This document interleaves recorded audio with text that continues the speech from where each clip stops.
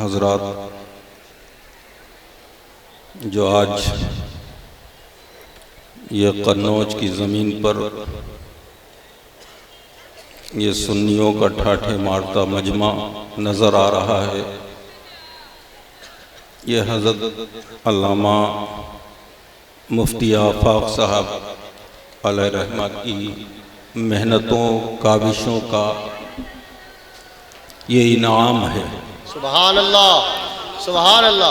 جو مفتی آفاق صاحب نے اس زمین پر رہ کر، اس شہر میں رہ کے اپنے آقا، کل کائنات کے آقا جناب محمد رسول اللہ صلی اللہ تعالی علیہ وسلم کے دین کی جو خدمت کی ہے، یہ اللہ کی طرف سے آج مفتی آفاق صاحب کے لیے ایک انعام ہے۔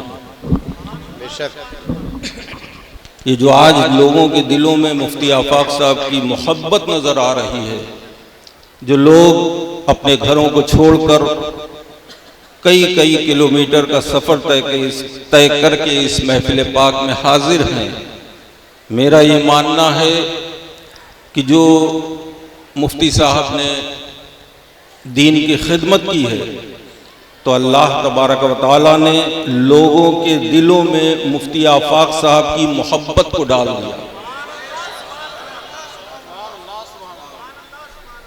آج ایک عجب سا ماحول ہے کہ لوگ جو کامیابی کی منزلیں طے کرتے ہیں، ان کے پیچھے کسی نہ کسی کا ہاتھ ہوتا ہے۔ کوئی بڑی خانقاہ سے تعلق رکھتا ہے، کسی کے آبا و اجداد بہت بڑے اپنے وقت کے عالم دین تھے، مفتی تھے، علامہ تھے۔ تو جو کامیابی، جو شہرت حاصل کرتا ہے انسان اس دور میں، وہ اپنے آبا و اجداد کی محنتوں کو کیش کرتا ہے۔ کیا بات! لیکن مفتی صاحب قبلہ نے خود زمین تیار کی۔ واہ واہ واہ واہ واہ واہ واہ واہ۔ تو اللہ تبارک و تعالیٰ نے مفتی صاحب سے دین کا وہ کام لیا کہ قنوج کے نام کو مفتی آفاق صاحب کے ذریعے پورے ہندوستان میں شہرت ملی۔ حق ہے، سبحان اللہ، سبحان اللہ۔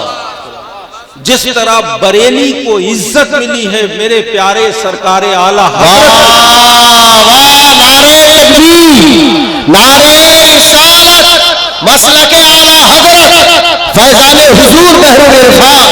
سبحان اللہ، سبحان اللہ۔ لیکن مفتی صاحب قبلہ نے محنت کی، دن کو دن نہ سمجھا، رات کو رات نہ سمجھا۔ جس بستی میں، جس گاؤں میں کسی بھی درد مند نے آپ کو آواز دی اور کہیں بھی آپ کو محسوس ہوا کہ سنیت خطرے میں ہے، تو آپ فوراً پہنچ گئے۔ کیا بات ہے! میں اللہ رب العزت کی بارگاہ میں دعا کرتا ہوں، عریضہ پیش کرتا ہوں کہ اللہ تبارک و تعالی بحر العرفان کے درجات کو بلند فرمائے، ان کے بیٹوں کو، ان کے شہزادوں کو، ان کے مریدین کو انہی کے نقش قدم پر چلنے کی توفیق عطا فرمائے۔